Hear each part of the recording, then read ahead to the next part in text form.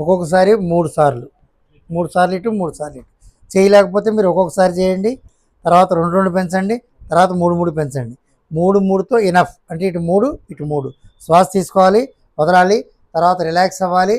Relax అయినప్పుడు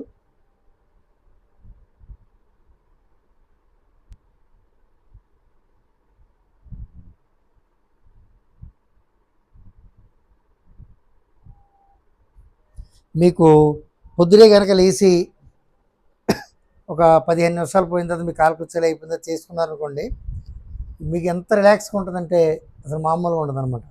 అయితే ఒక 4-5 రోజులు మాత్రం ఇవన్నీ పట్టేస్తాయి. పట్టేసినప్పుడు అది రాసుకోండి, సరిపోతుంది. ఏమండి? రైట్.